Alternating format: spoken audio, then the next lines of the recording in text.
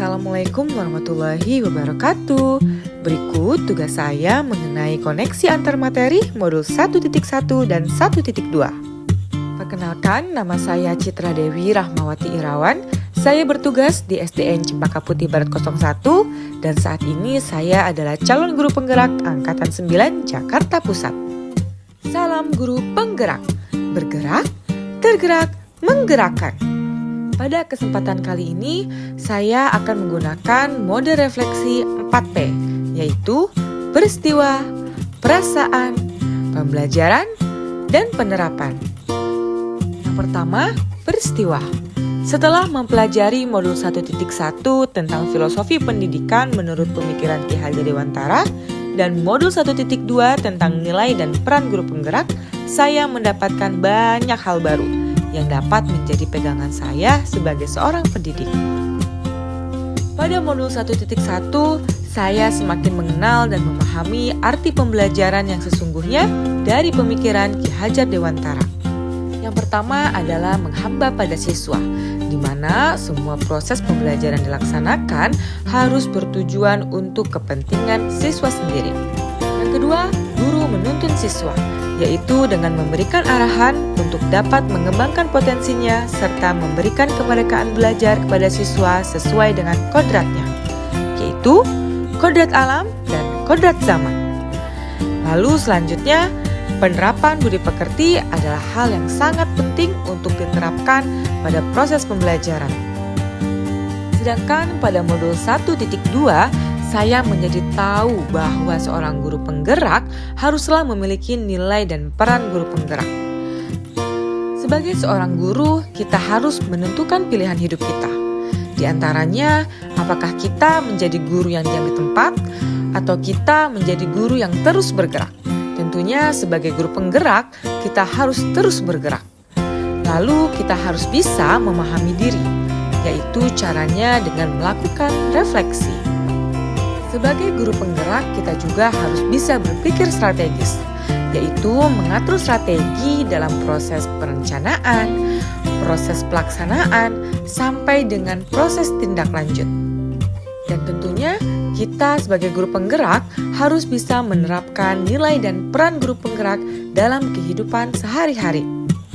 Dari semua peristiwa yang saya alami, saya menyimpulkan bahwa proses pembelajaran yang berlandaskan pemikiran Ki Hajar Dewantara dengan diiringi penerapan nilai-nilai dan peran-peran guru penggerak akan membantu dan memudahkan kita sebagai seorang pendidik untuk mencapai tujuan pembelajaran yang dicita-citakan. Selanjutnya, perasaan. Perasaan yang saya rasakan setelah mempelajari modul 1.1 dan 1.2 adalah rasa menyesal sekaligus rasa bersyukur. Saya menyesal karena selama ini ternyata saya belum bisa memberikan yang terbaik untuk peserta didik saya. Masih banyak kekeliruan pemahaman pembelajaran yang saya lakukan.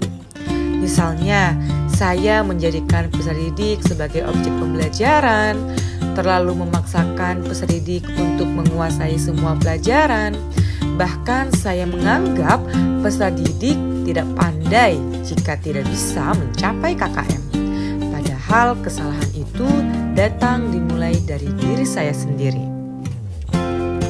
Namun saya juga merasa bersyukur karena berkat mempelajari modul ini, saya menjadi tergugah untuk membenahi diri menjadi lebih baik. Saat saya menyadari banyak hal yang harus saya perbaiki, rasanya saya seperti sedang berada di sebuah jalan yang gelap gulita. Lalu saya diberikan sinar yang terang agar saya bisa terus berjalan.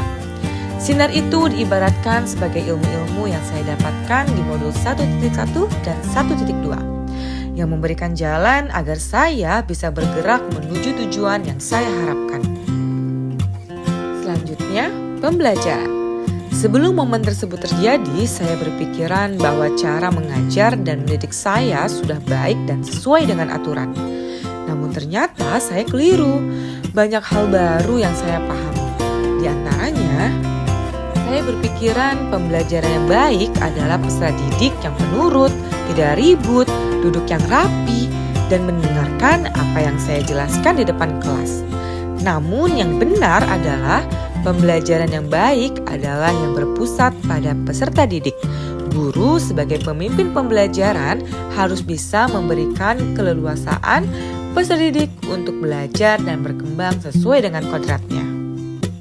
Selanjutnya, saya terlalu fokus pada ranah kognitif.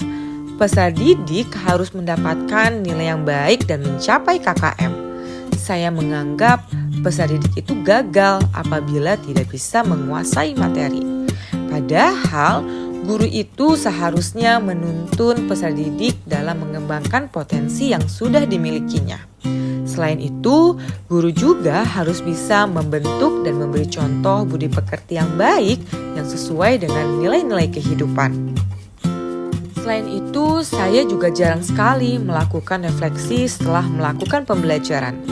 Saya merasa sudah cukup dengan hanya melakukan remedial untuk menyelesaikan permasalahan hasil belajar peserta didik. Padahal salah satu nilai yang guru penggerak harus miliki adalah reflektif. Refleksi dilakukan agar guru bisa memperbaiki pembelajaran menjadi lebih baik lagi dan memaksimalkan potensi yang sudah dimiliki. Dan yang terakhir adalah penerapan. Setelah saya mempelajari modul 1.1 dan 1.2, saya harus bisa merencanakan pengembangan diri saya. Dan yang akan saya lakukan mulai dari sekarang adalah melaksanakan pembelajaran yang berpihak pada murid, yaitu dengan menerapkan sistem AMONG dan menuntun peserta didik. Selanjutnya, saya akan menjadi pemimpin pembelajaran yang memperhatikan kodrat alam dan kodrat zaman peserta didik. Dan juga saya akan menciptakan hal baru dan berani berinovasi untuk menciptakan pembelajaran yang menyenangkan. Selain itu, saya juga ingin berinisiatif untuk terus bergerak serta memotivasi diri dan juga orang lain. Saya juga akan berusaha untuk selalu berkolaboratif dalam mencapai tujuan pembelajaran dan juga pengembangan diri. Dan terakhir, saya akan berpikiran terbuka untuk melakukan refleksi sebagai bentuk evaluasi dan tindak lanjut. Sekian pemaparan tugas koneksi antar materi dari saya. Saya ucapkan terima kasih dan salam guru penggerak.